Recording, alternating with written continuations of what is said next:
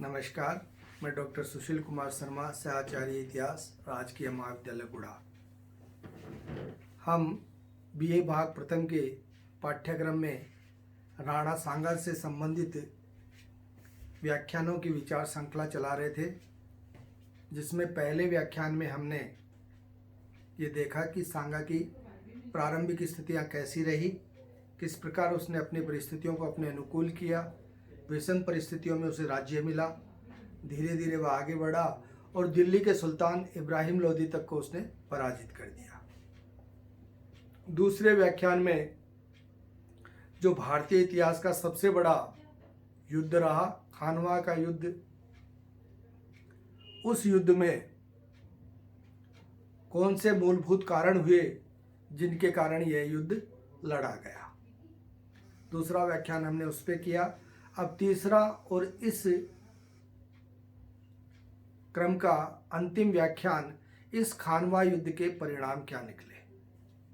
देखिए, खानवा युद्ध की अपन ने चर्चा करी और उसमें धार्मिक नीति से लड़े गए युद्ध की चर्चा करी, जिहाद की बात करी, बाबर के द्वारा कहे गए शब्दों की एक संस्कृति पर दूसरी संस्कृति की विजय की बात कही गई, लेकिन इसके परिणाम बहुत घातक थे।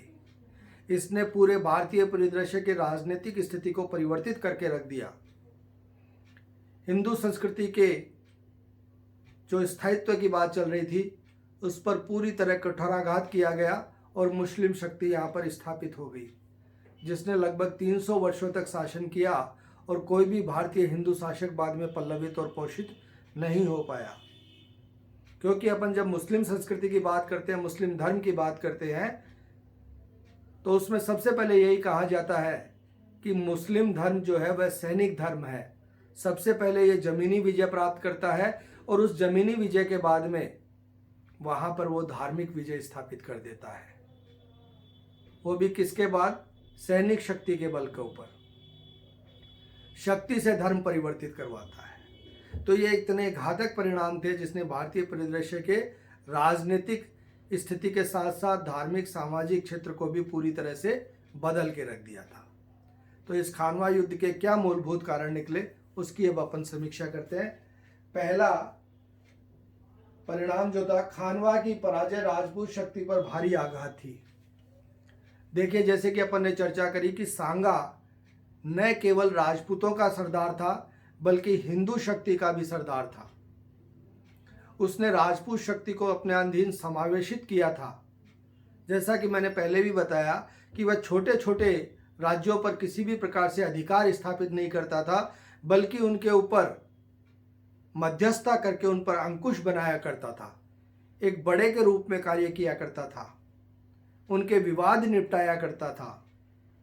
बड़े बड़े सिपह सालार और सामंत उसके द्वारा खड़े किए गए थे। अब वैसा करने वाला कोई भी नहीं बचा था और राजपूत शक्ति छिन्न भिन्न हो गई थी, राजपूत शक्ति टूट गई थी। इस युद्ध से सबसे बड़ा आघात यह लगा। दूसरा कारण, भारत में मुगल शासन की स्थापना। पानीपत के युद्ध के साथ में बाबर ने केवल सांकेतिक स्थापना की थी, लेकिन खानवा के युद्ध में स्थायित्व की स्थापना उसके द्वारा भारतीय परिदृश्य में कर दी गई। जब बाबर यहाँ पर आया और बाबर के द्वारा यहाँ का क्षेत्र देखा गया, तो बाबर जो कि एक आक्रांता की स्थिति में था, लूटमार की स्थिति में था, उसके द्वारा पूरा मन परिवर्तित कर दिया जाता है। यहाँ की राजनीतिक विच्छिन्नता का पूरा फायदा उठाया जाता है।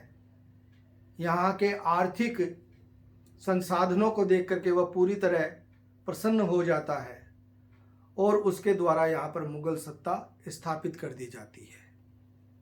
और मुगल शासन लगभग मुगल वंश के द्वारा लगभग 300 वर्षों तक भारतीय क्षेत्र पर शासन किया जाता है, चिर स्थायित्व की स्थिति में चला जाता है। बाबर के बाद में हुमायूं के बाद में कुछ समय के लिए शेरशाह सूरी, लेकिन फिर हुमायूं के बाद में अकबर के बाद में जहांगीर के बाद में शाहजहां के बाद में औरंगजेब। जो 1526 ईस्वी को मुगल शासन की सत्ता यहाँ पर स्थापित हुई थी, 20 फरवरी 1707 ईस्वी को औरंगजेब की मृत्यु के बाद में वह पराभव की ओर चली जाती है। औरंगजेब के पुत्र मुअज्जम और आजम में संघर्ष स्थापित हो जाता है, लेकिन तब तक सतत व्यवस्था में बहुत ही मजबूती के साथ में शासन मुगल वंश के शासकों के द्वारा किया जाता है। तीसरा, भारत में हिंदू साम्राज्य की स्थापना का अंत, जो सबसे बड़ा आघात पहुंचा, वैदिक धर्म से, वैदिक संस्कृति से लगातार चली आ रही व्यवस्था को, यहाँ पर 8वीं से 12वीं शताब्दी तक लगातार आक्रमण हुए, लेकिन कभी भी चिर स्थायित्व नहीं बन पाया। दिल्ली सल्तनत में भी शासन हुआ, उसमें भी 5 राजवंशों ने शासन किया, लेकिन फिर भी क्षेत्रीय शक्तियों के रूप में हिंदू शासक अपनी स्थिति अच्छी बनाए हुए थे भारतीय परिदृश्य में। लेकिन अब इस युद्ध के बाद में ऐसा कोई भी शासक नहीं बचा जो कि हिंदू शक्तियों को संगठित कर सके, बल्कि जितनी भी हिंदू या राजपूत शक्तियां थी वह इन मुगल शासकों के सामंत मात्र रह गए थे, उनके अधीन काम करने वाले शासक रह गए थे, उनकी व्यवस्था में चलने वाले शासक रह गए थे। उन्होंने अपनी स्वतंत्रता, स्वायत्तता पूरी तरह से खो दी थी। यह इस युद्ध का सबसे दुखद परिणाम था। उन्होंने अपने आप को स्वीकार कर लिया था कि हम इस शक्ति के अधीन रह करके ही चल सकते हैं। नेक्स्ट है मेवाड़ की प्रतिष्ठा पर आघात। मेवाड़ एक बहुत ही मजबूत राजघराना था। एक से एक बड़े शासक हुए जिन्होंने इस पर शासन किया और अपने क्षेत्र को विस्तारित किया। कुंभा ने तो दो मुस्लिम शक्तियों, मालवा व गुजरात की संयुक्त सेना को 1457 ईस्वी में एक साथ पराजित किया था, जिसमें गुजरात का मजबूत शासक भी शामिल था। उसने मालवा के सुल्तान को अनेक बार पराजित किया, मांडू से पकड़ के उसको कैद तक कर लाया। ऐसे शक्तिशाली घराने में अब पूरी तरह आघात लग गया था। कुछ समय के बाद फिर एक देदीप्यमान इसमें चमका था, महाराणा प्रताप। उसकी जब अपन चर्चा करेंगे तब उसकी समीक्षा करेंगे। लेकिन इस समय, इस युद्ध के बाद में एक बार के लिए पूरा वैभव मेवाड़ का चला गया था। हिंदू संस्कृति को आघात। जैसे कि मैंने चर्चा करी कि हिंदू संस्कृति के लिए सबसे बड़ा कर्मकार था महाराणा सांगा, और महाराणा सांगा की इस व्यवस्था और इस पराजय ने हिंदू संस्कृति को पूरी तरह से बिखेर के रख दिया। अब मुस्लिम संस्कृति पूरी तरह हावी हो गई, चाहे वह सामाजिक क्षेत्र हो, चाहे वह राजनीतिक क्षेत्र हो, आर्थिक व्यवस्थाओं के अंदर उनके नियम कायदे हों, धार्मिक व्यवस्थाएं पूरी तरह उनके अधीन आ गई, धर्म रूपांतरण की व्यवस्थाएं कर दी गई, और इस व्यवस्था से हिंदू संस्कृति को बहुत ज़्यादा नुकसान हुआ। नेक्स्ट व लास्ट, अब इस युद्ध के बाद में यह बात विचारणीय हो गई कि जो युद्ध पद्धति इस समय तक राजपूत लड़ रहे थे, खानवा युद्ध में वह समझ में आ गई कि वह युद्ध विधि अब प्राचीन हो गई है। उस व्यवस्था में परिवर्तन करना पड़ेगा। जब तोप का और गोलों का प्रयोग होने लगा तो उनके सामने तलवार और भाले किस प्रकार से रह सकते थे। यह सारी की सारी व्यवस्थाएं अब इस बात को सोचने को मजबूर करने लगी, इन व्यवस्थाओं में परिवर्तन की बात आने लगी। लेकिन इस युद्ध के इतने घातक परिणाम निकले जिसने हिंदू पद पातशाही को हटाकर मुस्लिम शक्ति को यहाँ पर प्रतिस्थापित कर दिया था। यह एक बहुत बड़ा परिवर्तन था जिसे 300 वर्षों तक भारतीय परिदृश्य में मुगल शासन के, मुगल राज्य के और मुगल राजाओं के अधीन भारतीय राजाओं की स्थिति को रखते हुए चलाने का क्रम देखना पड़ा। बड़े दूरगामी परिणाम इसके निकले, जिसने कि न केवल एक सीमित क्षेत्र को बल्कि पूरे भारतीय परिदृश्य को प्रभावित किया। कहते हैं कि जब 1527 में खानवा का युद्ध हुआ, उस युद्ध में सांगा जो था वह युद्ध लड़ रहा था, और युद्ध लड़ते हुए कहते हैं कि उसको एक तीर लगा। तीर लगने में वह मूर्छित हो गया, और मूर्छित होने पर उसे वहाँ से पालकी में बिठा करके ले जाया गया और पास में बसवा नामक स्थान पर उसको रखा गया।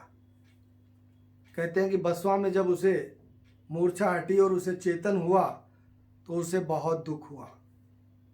मेवाड़ घराने की क्षति का उसे पता चला, युद्ध में हारने का उसे पता चला, लेकिन वह एक सच्चा योद्धा था।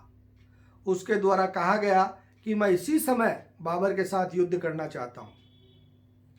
लेकिन उसके सिपह सालारों ने उसको समझाया, स्वस्थ होने तक की बात कही।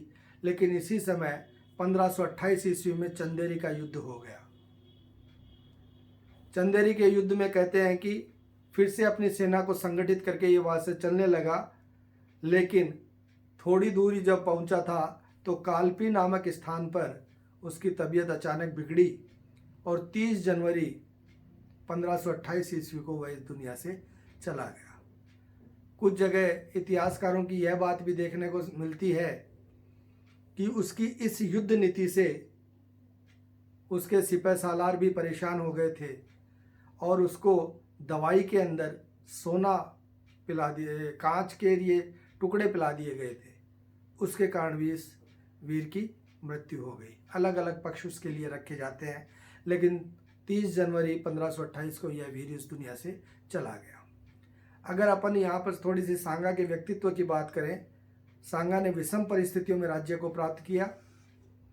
विषम परिस्थितियों में राज्य को प्राप्त करने के बाद में मेवाड़ को तत्कालीन समय के या मध्यकालीन भारत के सर्वश्रेष्ठ राज्यों में से एक राज्य बना दिया। बाबर की शक्ति ने उसके घुटने जरूर टिका दिए, लेकिन उससे पहले तक उसे 100 युद्धों का विजेता कहा जाने लगा। 100 युद्ध उसके विजित किए गए। उसकी सांस्कृतिक उपलब्धियां भी अद्भुत थी। उसने सृजन का काम भी बहुत किया। उसने दुर्गों का निर्माण भी करवाया। वास्तु के क्षेत्र में भी सांगा के द्वारा बहुत से कार्य किए गए। उसकी शासन व्यवस्था भी बड़ी अच्छी थी। सामंतवादी व्यवस्था को भी उसने बड़े अच्छे से प्रचारित और प्रसारित किया था। जितने भी परिवार के अन्य महत्वपूर्ण व्यक्ति थे उन सबको एक एक क्षेत्र दिया गया। अच्छे सिपह सालार उसके द्वारा तैयार किए गए। सांगा के अंदर तत्कालीन समय सभी क्षेत्रों की निपुणता थी। चाहे वह शौर्य की बात हो, चाहे राजनीतिज्ञ की बात हो, चाहे कूटनीतिज्ञ की बात हो, धार्मिक स्थिति की बात हो, वह हिंदू पद पातशाही का प्रमुख अवतारित व्यक्ति था। उसने जीवन में कभी भी किसी भी कायर कार्य को अपने अधीन नहीं आने दिया। वह वीरता से जिया, वीरता से लड़ा और वीरता के साथ ही इस दुनिया से चला गया। उसके बाद में कुछ समय के लिए मेवाड़ घराने का सूर्य अस्त हुआ, लेकिन उसका पौत्र महाराणा प्रताप फिर से एक ऐसे शासक के रूप में आया जिसने कि भारतीय परिदृश्य की गौरव गाथा नए प्रसंग ज्ञान से लिख दी। उसकी अकबर के साथ में संघर्ष हुआ। अकबर मध्यकालीन भारत का सबसे शक्तिशाली शासक था। उसे महान शासकों में भी गिना जाता है। हल्दी घाटी का युद्ध हुआ, लेकिन अकबर चाहे जितना बड़ा शासक बना, लेकिन वह कभी भी महाराणा प्रताप को पराजित नहीं कर पाया। तीसरे व्याख्यान के क्रम में पहले व्याख्यान क्रम में हमने मेवाड़ राजघराने की वंशावली और कुंभा 4 व्याख्यान उस पर किए। दूसरा जो ये चैप्टर था, हमारा दूसरा जो अध्याय था महाराणा सांगा, 3 व्याख्यान हमने इस पे किए। इसमें पूरा अपन ने सांगा को पढ़ा, पूरा सांगा को जाना, उसकी प्रारंभिक स्थिति, खानवा का युद्ध, उसका विद्यानुरागी होना, उसका वास्तुकार होना, उसकी अन्य स्थितियों में उसकी स्थिति को मजबूत करना, हिंदू धर्म के लिए उसकी विशेष व्यवस्था होना। और अब तीसरा जो श्रृंखला अपन प्रारंभ करेंगे वह है महाराणा प्रताप के ऊपर, कि किस प्रकार महाराणा प्रताप ने अपने राज्याभिषेक की स्थिति बनाई, किन विकट परिस्थितियों में उसके द्वारा राज्य किया गया और किस प्रकार उसका तत्कालीन समय भारत के सबसे सशक्त राजा के साथ में संघर्ष हुआ। लेकिन उसने कभी भी अपनी नीतियों के साथ में समझौता नहीं किया और वह अजेय रहा, उसे कोई भी पराजित नहीं कर पाया। महाराणा प्रताप अपने आप में एक उदाहरण था, जो कि जिन परिस्थितियों में भारतीय परिदृश्यों में अपने शासन को समाहित कर सकता था। धन्यवाद।